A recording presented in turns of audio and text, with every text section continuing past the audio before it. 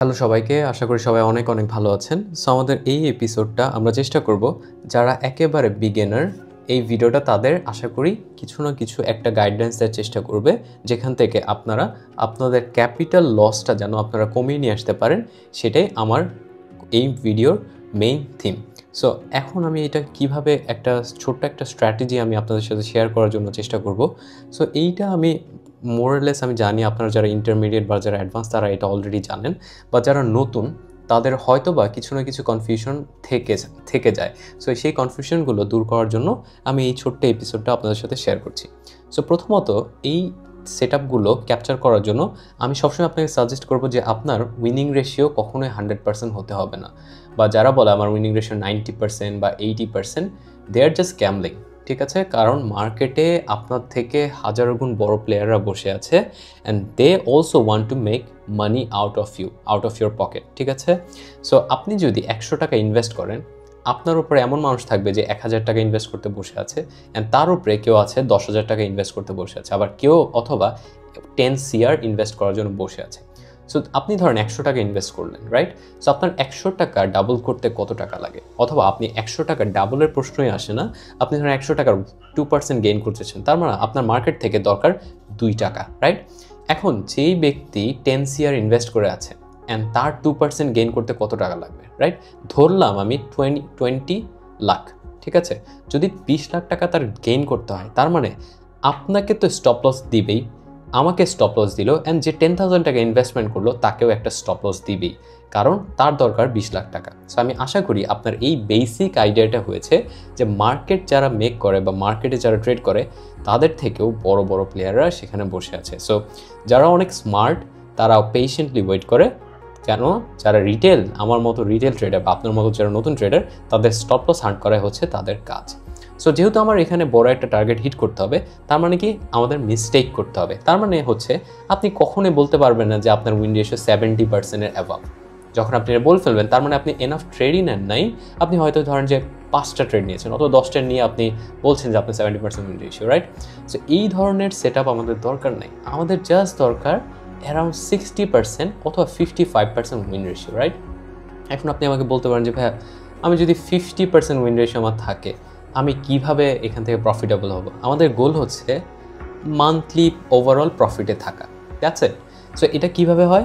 এটার কারণ হচ্ছে ধরেন যে আপনি বললেন যে 50-50, রাইট? তার মানে কি 50 টাকা লস করলে আমার 50 টাকা প্রফিট হবে, তার মানে তো আমি কখনোই ব্রেক ইভেন ক্রস করতে পারছি না, right? But here is the catch, আপনার চেষ্টা করতে হবে মিনিমাম 1:2 ক্যাপচার করা।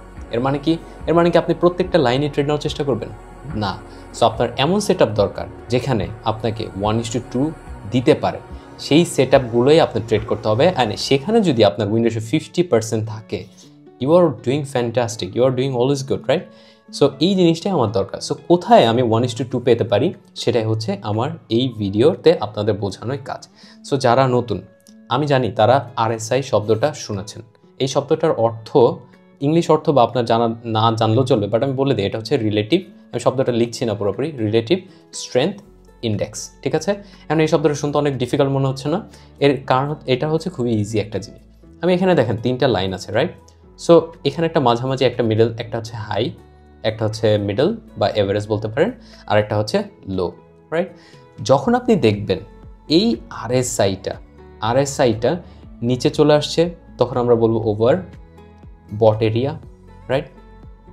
আবার যখন উপরে চলে যাবে তখন আমরা বলবো ওভার সোল্ড এরিয়া, ঠিক আছে? এটার মানে কি? এটার মানে হচ্ছে কোনো একটা এরিয়াতে যখন আমার লোতে আসবে, ধরেন যে এটা হতে পারে 30, যখন আমাদের RSIটা 30-তে আসবে, তখন আমরা চেষ্টা করবো সেখান থেকে প্রাইসকে তোলার। কোথায়? ওপর সাইডে। অ্যান্ড ওপর সাইডে তুলতে হলে আমাদের কী করতে হবে? বাই করার অপশন আসতে পারে। যখন আমরা দেখব প্রাইস অনেক উপরে চলছে, অ্যাভাব 70 চলছে, সেক্ষেত্রে আমরা কি করব? প্রাইস থেকে একটু কেয়ারফুল হওয়ার চেষ্টা করবো, সেখানে সেলিং সাইডরা বা সেলাররা কন্ট্রোল নেওয়ার চেষ্টা করতে পারে, ঠিক আছে? সো এই বেসিকটা তো বুঝলাম, বাট আমরা কীভাবে 1:2 ক্যাপচার করতে পারি?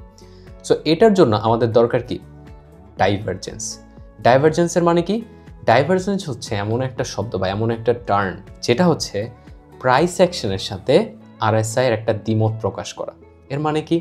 আপনি যদি খেয়াল করেন যে প্রাইস এখানে আসলো, আবার এখানে একটা রেজিস্ট্যান্স ফেস করলো, রাইট?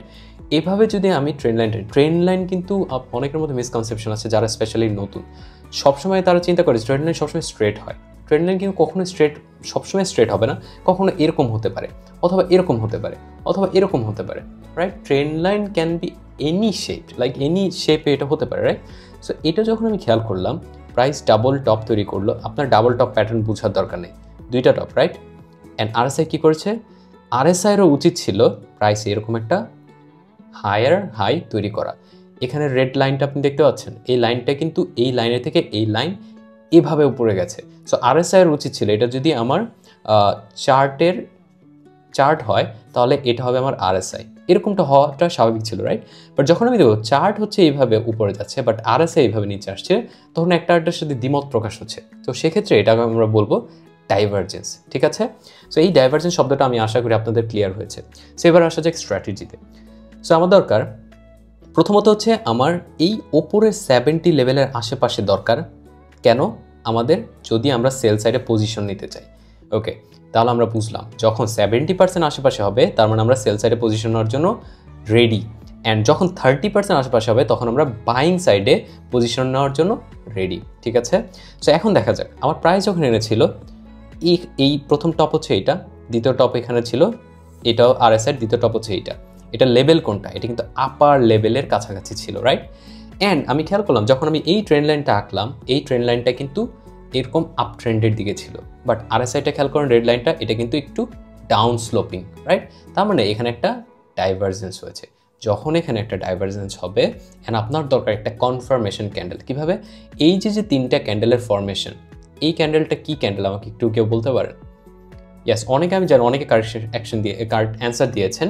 এই অ্যাকশনটা হচ্ছে ইভিনিং স্টার বলতে পারেন, অথবা এটাকে ডজি বলতে পারেন, অথবা এটাকে এনগালফ করে ফেলছে, you can say it anything, but এটা একটা বেয়ারিশ সেট আপ।